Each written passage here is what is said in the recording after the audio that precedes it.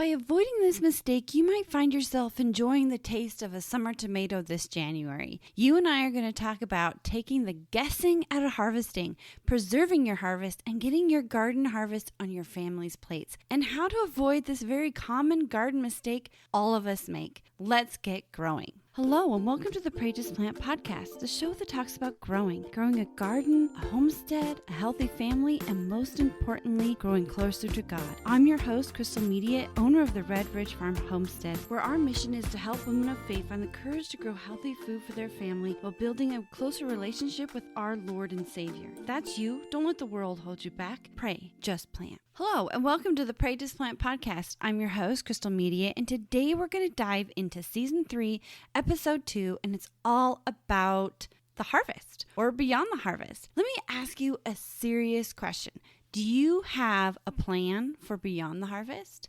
A lot of us don't. And that is that number one mistake that beginner gardeners make, advanced gardeners make, is that we plan for all the little things for growing, but we don't plan for the end. We don't plan for what we're going to do. That is our number one mistake, is we don't have a plan for beyond or for the harvest. So let me tell you a little story before we dive deep into this multifaceted mistake that all gardeners make. And that is, I remember vividly, I would say about 6 years ago. Now, I've been growing for over 15 years, so sometimes I get my years off a little bit. But about 6 years ago, I vividly remember a time when I had an amazing green bean crop. I had green beans coming out of every drawer in my fridge. Even every bowl that I found in my cupboard was full of green beans. There was just so many green beans.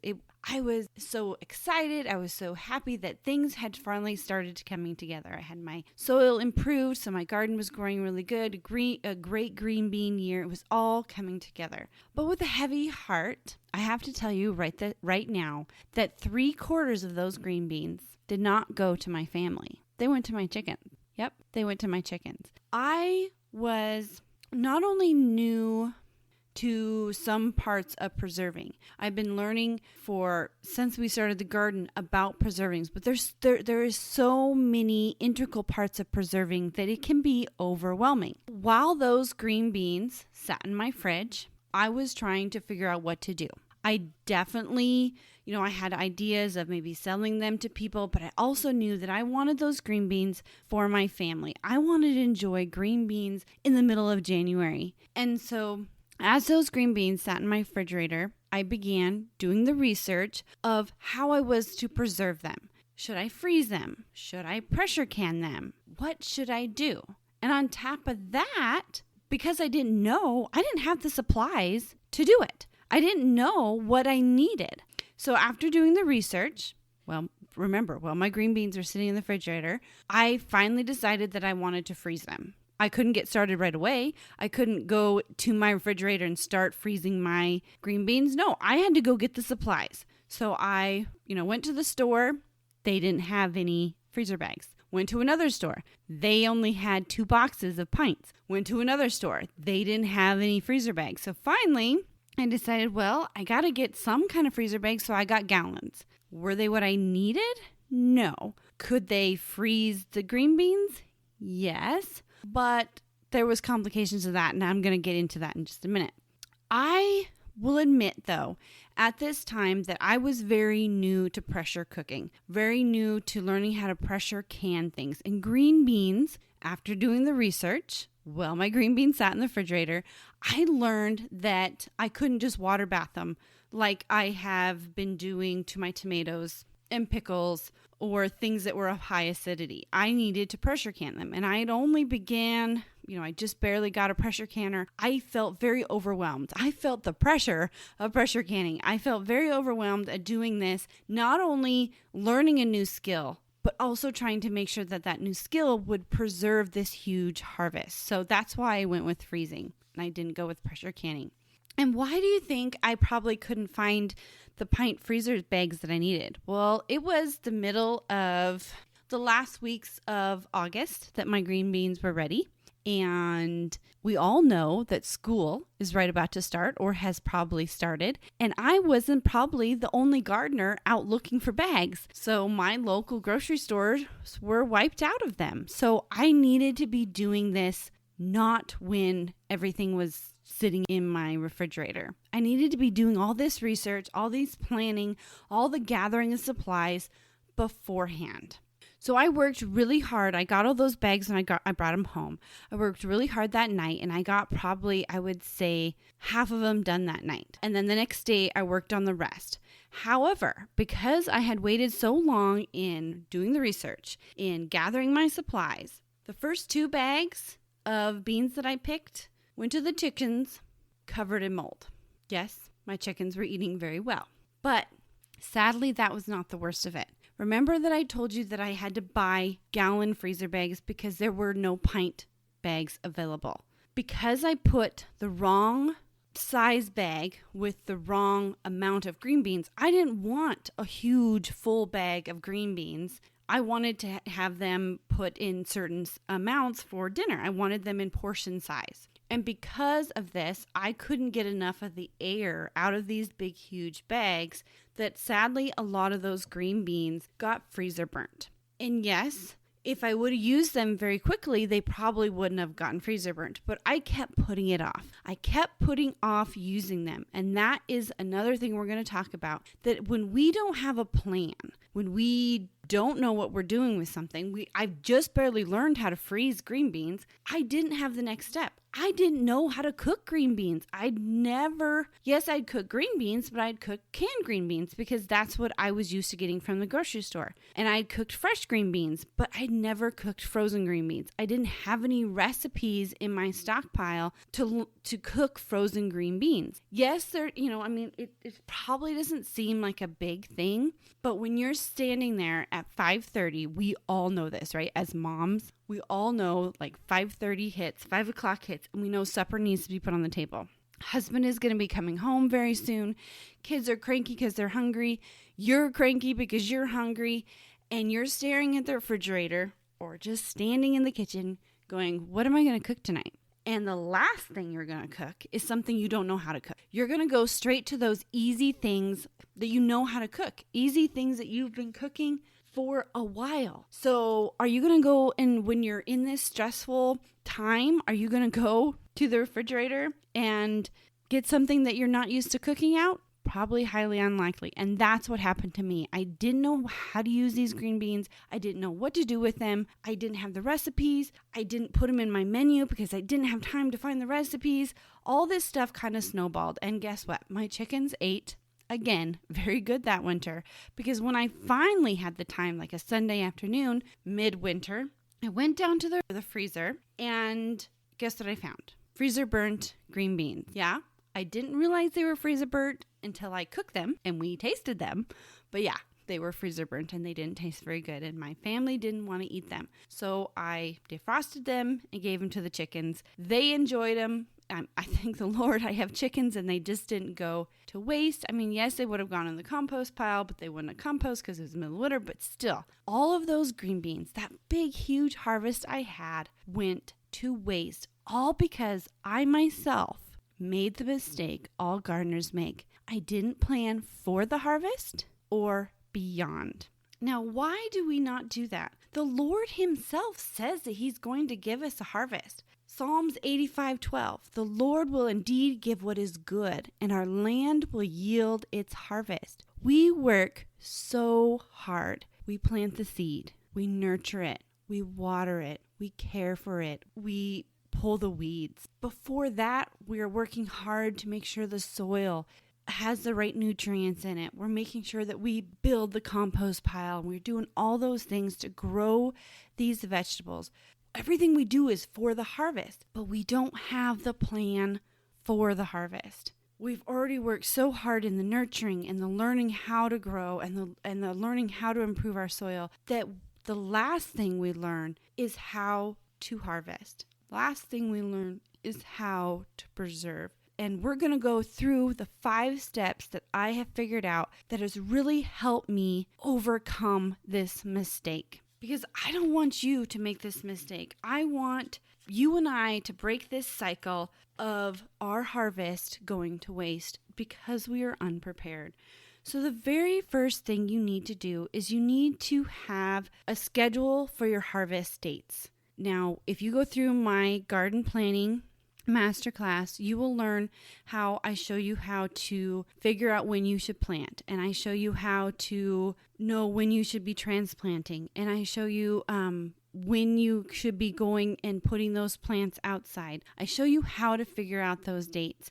But the next important dates to have on your calendar is your harvest dates. You've planted that seed, you have watched it germinate, and it's really easy. On every seed packet that you purchase, there is a days of maturity on the back, and if it says 55 days, that's how many days from the point of germination it should be to harvest. Now, this date is going to be an estimate, but what this can do for you is having it on the calendar is going to help prepare you to be watching it, to say, okay, this week, it shows that sometime this week, my peas are going to be ready. So this week, you spend more time looking at your peas. You have noticed over the past couple weeks that they're flowering, but you don't know exactly when to harvest. This is going to help you give that a closer time to when it needs to be. Now, remember that they're estimates because everything doesn't grow in the same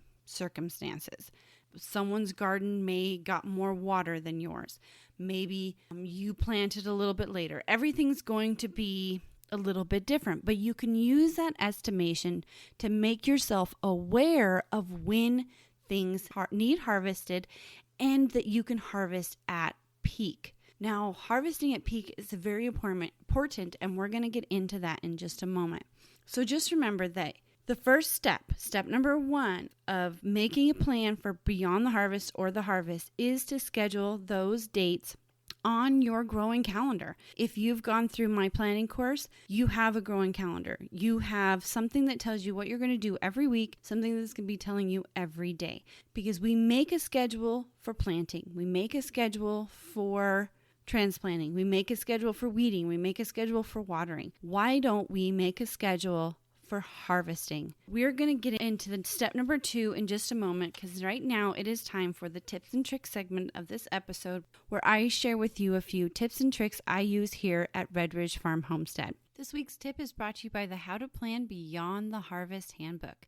This handbook empowers growers to develop a garden plan for beyond the harvest, so they no longer have to deal with their harvest going to waste. This week's tip and trick is fertilize spring perennials, fruits, and flowers. So we are right now, this episode is airing in the middle of summer, but right now is when we need to be worrying and caring more for our spring fruits and flowers and perennials. Why is this? Let's talk about strawberries, asparagus, tulips, daffodils. All of these spring plants have a way of storing energy so that they, as soon as that warm soil starts, they emerge. They aren't spending a bunch of time soaking up their chlorophyll in the spring.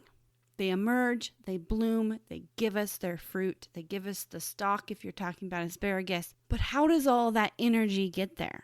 All that energy gets there, like in strawberries, in the crown, in asparagus, in the crown, in daffodils and tulips, in the bulb, rhubarb, in the bulb. All of those parts of those plants store up energy right now, in the summer, in the fall. So right now is when we need to be giving them a little extra fertilizer, a little extra care, make sure they're getting watered. As for strawberries, we need to make sure that the daughters are being cut off of the mother plants so that they're not getting too weak. Yes, you want to make sure those daughters have established themselves before you cut them off. But what I'm trying to say is you need to be caring for those spring fruits and perennials and flowers right now, even though they've already given you their harvest, because right now is when they're needing to store up all that energy for next spring.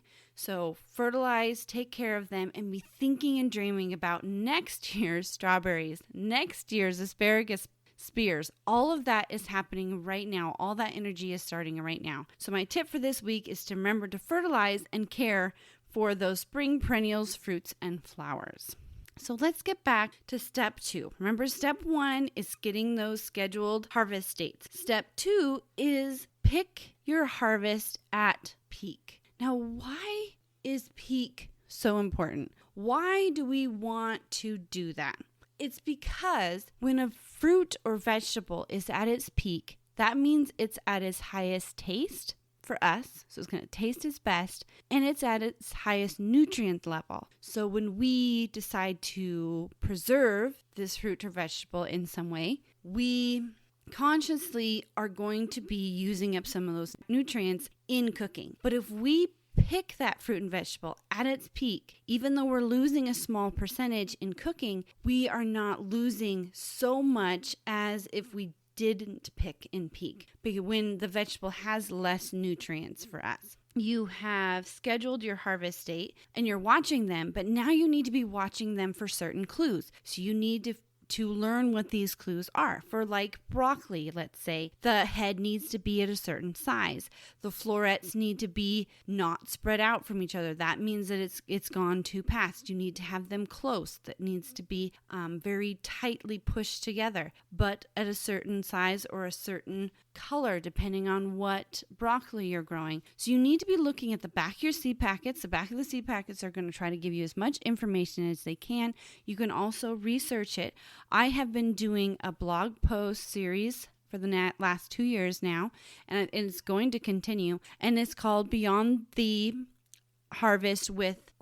So you can find Beyond the Harvest with Broccoli, just published a few weeks ago. Beyond the Harvest with Peppers. Beyond the Harvest with Tomatoes, part 1, part 2. Beyond the Harvest with snow peas. So all of these blog posts are going to walk you through these 5 steps. And part of step 2 is also how to harvest them. You're going to learn that the right way to pull those peas off of the stem without breaking the whole stem off. You're going to learn that when you go to harvest your broccoli, you need to cut them with a knife.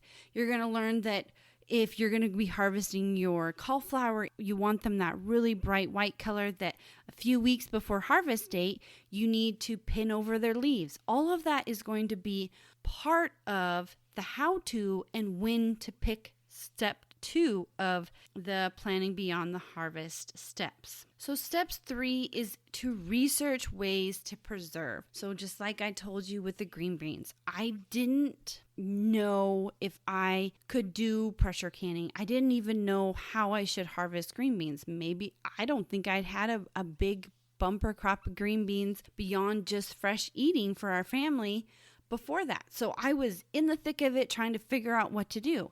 If you do the research right now, in the middle of summer where those green beans are still flowering, when they're still getting ready to harvest, you're going to know what to do with them as soon as you do harvest them. They're not going to sit in the refrigerator like mine did. So you need to research ways to preserve. Most common ways are freezing, water bath canning, pressure canning, hydrating. There's a lot of different ways, and I include the different ways that I use or have found in those blog posts. And in the new ebook, I'm writing it right now, will be published very soon. That's step 3, doing the research right now instead of in the trenches when you have your refrigerator full of produce. You do the research now to figure out what you're going to do. And then once you figure out what you're going to do, that's step 4. You're going to need to figure out what recipes. Remember how I said I didn't know how to cook frozen green beans? I had recipes for canned green beans. Right now is when you can be doing that. Maybe you want to, if you're going to decide to pressure can your green beans or some other preserving way, maybe dehydrating them, go to the grocery store, buy a couple cans, or buy some organic dehydrated peppers. Find some recipes, experiment. Right now is when you want to do that. So maybe you decide you don't want to dehydrate your peppers. Maybe you decide that dehydrating peppers would be the perfect for your family. Right now is a perfect time for you to match the preserving ideas that you want to use for your produce to recipes that can be easily eaten. And when you're in the middle of 5:30, what's for dinner, you have a recipe ready to go. So now it is time for the Growing with God segment of this episode, where we talk about building a relationship with our Lord and Savior. This week's verse is from 2 Corinthians 4:16 through 18.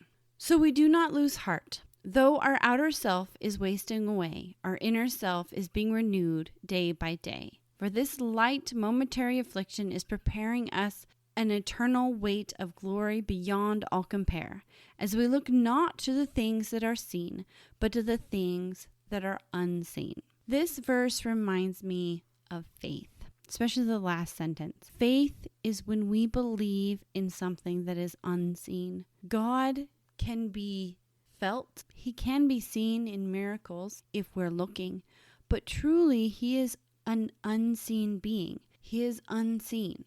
And having faith is believing in that unseen. Having faith is also faith in action, believing in God and sharing that belief with others. When we share our peace in a manic moment at work, when we keep our cool when the goats get out and our kids are frantic, but we keep our cool, that's faith in action. That's our assurance that in this first part of this verse, that even though our outer self is wasting away, our inner self is being renewed day by day. When we have that assurance, when we have that peace of mind that right now is our outer self, we are living on earth, we are experiencing our times, but our goal in life is the Lord, we are renewed. That renewing is every day. And that peace can spread into our life. And that peace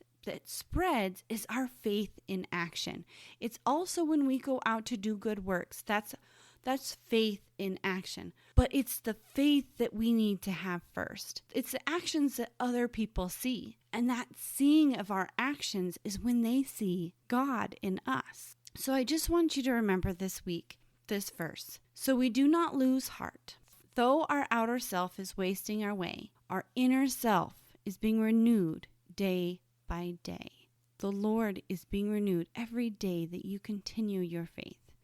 For this little momentary affliction, the goats getting out, the bad day at work, is preparing for us an eternal weight of glory beyond all compare, as we look not to the things that are seen, but to the things that are unseen. 2 Corinthians 4:16 through 18. Let's get back to planning for the harvest and beyond the harvest. So step number 5. Before we get into that, I want to review the other steps. Step number 1, we've wrote down our harvest dates on our calendar. Step number 2, we have done the research of how to harvest and when to harvest. What are the signs we need to look for to harvest? We are now figuring out how to, step number 3, preserve the harvest. What are we going to do? Are we going to can it? Are we going to dehydrate it? What supplies are we going to need to get gathered up? Step number 4, what recipes are we going to use to get that harvest out of our root cellar and onto our family's plates? Step number 5 is to make a menu. Yes. Now, this doesn't need to be hard. You do not need to get complicated about it. It can be as simple as a list of recipes. It can be as simple as a go-to book for cooking. Gathering up all your recipes and going to one certain book, and so that you know at 5:30 when you're standing there staring at the stove or staring at the refrigerator, you know you have somewhere to go and find something for supper. Because a menu is going to help you have everything you need for those recipes in your home. When you make a menu, it's easier to make a grocery list. When you have a grocery list, it's easier to go to the grocery store and get what you need. And this grocery list could be even backwards. You could have a list of what's downstairs in your root cellar, and you need to pull from that to make your menu for the week. That's where a menu can be flexible. But what a menu is going to do is it's going to help you utilize. A menu is going to help you organize those recipes that you've already done the research for. And a menu can be very simple. I remember when I first sat down to make a menu, I wanted to make sure that I was cooking in season. This is before I had a really big garden. We had produce coming in from the garden, but I wanted to make sure that we were cooking in season so that I was buying Brussels sprouts when Brussels sprouts were in season. That goes all back to that in peak. I wanted to eat the Brussels sprouts and feed them to my family when they're in season, when they're at their peak. You know, you can get strawberries in the middle of January, but that doesn't mean that that is when strawberries are at peak. No, they are in season and at peak and have the best nutrients for you in June. Isn't that when you get the best tasting strawberries, is in June and July? Well, the reason it is because that's when they're in season. So I made this big, huge book, and I made sure I had a 3-month menu for each season. So there's 4 seasons. I had 3 months for spring. I had 3 months for summer, 3 months for fall, 3 months for winter. And I had a whole year-round menu made. Yes, this was when I had a lot of time on my hands. But it really helped my family to know exactly, and it helped me have that peace of mind that when I got up in the morning, I knew what we were going to have the next day for supper. So guess what? I could get the steaks out of the freezer and they would be defrosted by supper time. I was starting to avoid that manic. Now, how long did I use that year menu? Only for a year, because I figured out something. My family only likes their certain recipes. They only like their favorites. We all have favorites. There's things that we crave. There's things that we want more than other things. And so what I decided to do is I took a lot of my family's favorites. I took some of my favorites. I took some places where I could put in new recipes. And I only made a 30-day menu. 30 days. 31-ish days. And guess what? I repeat that menu every single month. I change up the sides because those are the seasonal things. Those are the fruits and vegetables that are in season. But the meat is always in season. So the main course, the sour cream enchiladas, the spaghetti, the main course was a commonality that I could move forward. And everybody got their favorites. Everybody got what they like to eat at least once or twice a month. And then I would have a whole month before we had spaghetti again. And the kids never really noticed it. George never really noticed that we were having spaghetti again. I knew that it had been a month, but they noticed that they were getting their favorite meal again. Maybe at the side of that spaghetti was green beans this time instead of carrots. But that is the point. You need to make a menu as easy as it can be. It doesn't have to be hard. It can be as easy as all these recipes that you find, you put them in one central cookbook and you go to it every night so that the next morning you know what you're going to cook. And even when I have this month menu, I have it to where there's 7 different meals that I want to make in a week. I still go through that week. We may not have them in that exact order. What I can do is a lot of these meals, like there's a few meals that are quick. Like if I need 15, 20-minute meals, there's a couple that are quick in each of the weeks. I have a couple slow cooker recipes in each of the weeks. I have a couple nice sit-down dinner recipes in those weeks. I can arrange them according to our schedule. So if Tuesday we need something fast, I can put tacos on Tuesday. Well, Taco Tuesday, but still. And then if we needed Thursday, we weren't going anywhere, we're going to all be home for the night, then I could make a nice dinner that night. And it wouldn't have to be a rush. And it could be from that pick of that menu of what I had for that week. Because what a menu is going to do is it's going to help you organize what you did pull out of your garden and put in the root cellar. It's going to help you utilize those things and make sure that you are bringing them up. I mean, it's beautiful to see all those fruits and vegetables on your root cellar shelves, but you didn't grow them just for them to look pretty. You grew them to give nutrient-dense food to your family. And we have to do that work too. We have to do the work of growing, we have to do the work of harvesting, and then we have to do the work of trying to get those delicious fruits and vegetables on our family's plates. And that's where those recipes and a menu comes in. Now, you don't need to stress about this. I promise. A menu can be so easy. It doesn't have to be really hard. It could be even a list of 31 recipes that you like on your refrigerator. And you walk up to that refrigerator every morning and you say, this looks good. Let's go down and get it out of the freezer and the root cellar. That's what we're having for supper. And you mark it off for the month. That's how easy a menu can be. It doesn't have to be hard, but the point of the menu is just you have this organized plan. You know that you're going to be utilizing everything out of your freezers. You're going to be utilizing everything out of your root cellar, and nothing is going to the chickens. Okay, tools to help you out.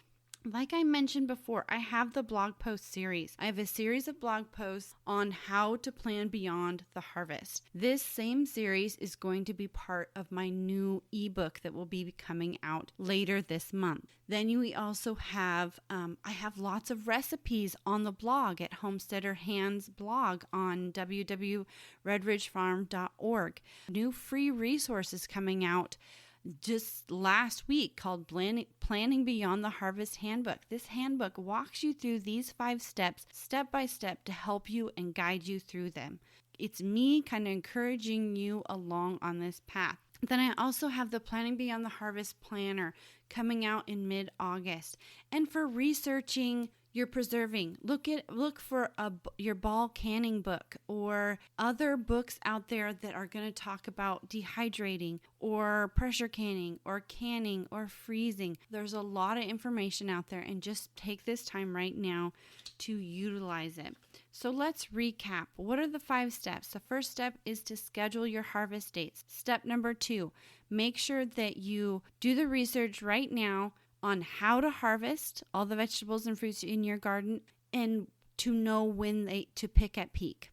Try to avoid that second guessing, the garden guessing of standing in your garden wondering if you should harvest. Step number 3 is to figure out how you want to preserve your harvest. Do you want to dehydrate? If that's your choice, research dehydrators. Figure out what you want to do now before your harvest is sitting in your refrigerator.